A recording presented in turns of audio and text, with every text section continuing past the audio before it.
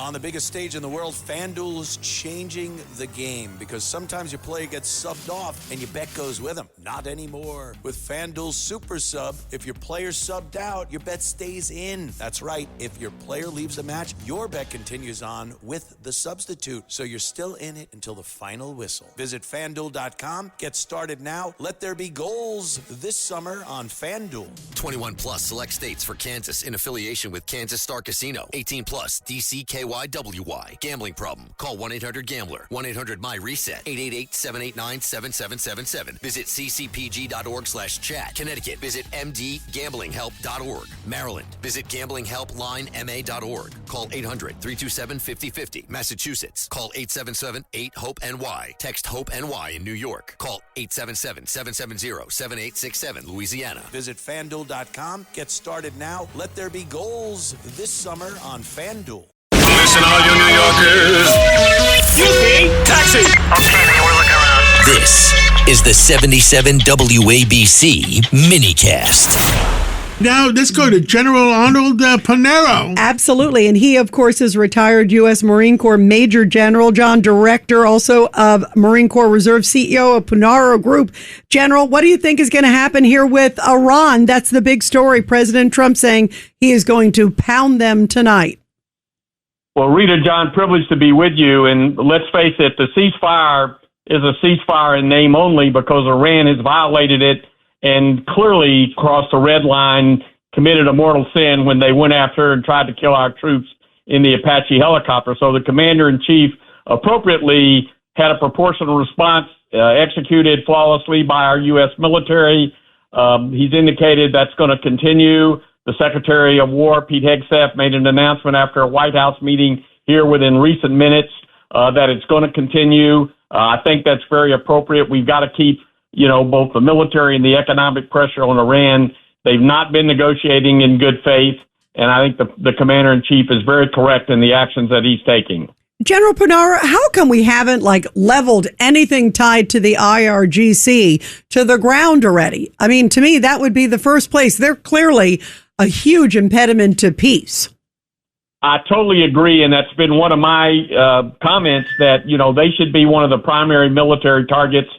Their leadership, their command and control, their cantonment areas.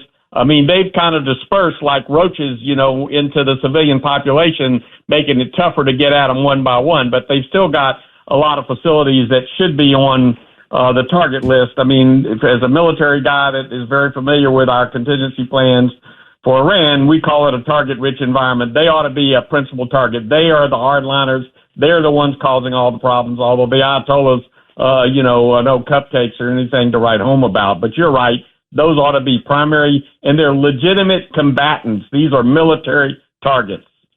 How is Iran getting lucky and getting even an Apache down? An Apache, $64 million. They're using like a $20,000 drone.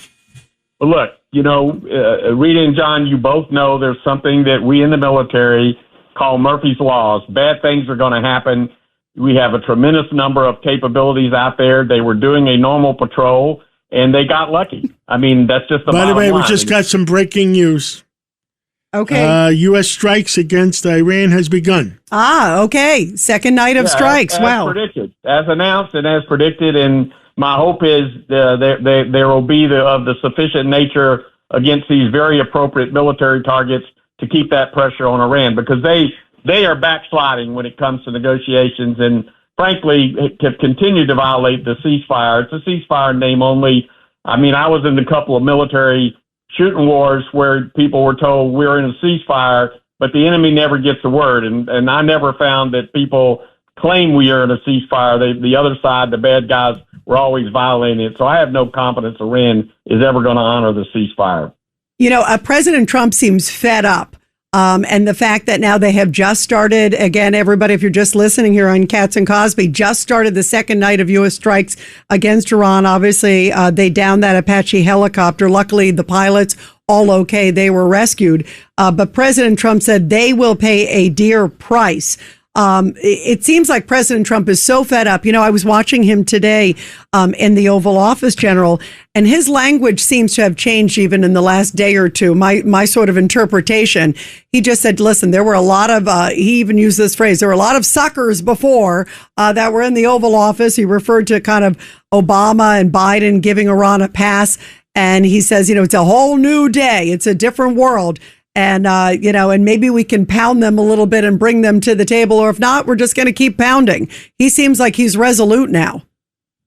Well, Rita, he should be fed up. And I think basically he showed immense resilience and patience as Iran was dragging things out. And like I said, they crossed that red line, committed a mortal sin where they tried to kill our troops. And so, you would have thought that the fact that they're losing billions and billions of dollars in the economic pressure, and you would have thought that the way we basically significantly degraded their ability to produce a nuclear weapon, have access to the enriched uranium, be able to export terrorism to their proxies, although they stirred the pot with their proxies a couple of days ago. The Houthis have gone back into action. Hezbollah is going after Israel. So I think the president is correct in his views of we're unfortunately going to have to basically reattack with our military to intensify the military pressure on Iran. General, Rita's on later on. Maybe you go on with her and see what happened with all the strikes. Yeah, that'd be great. Well, I'll be in touch with you, General. Okay, sounds good.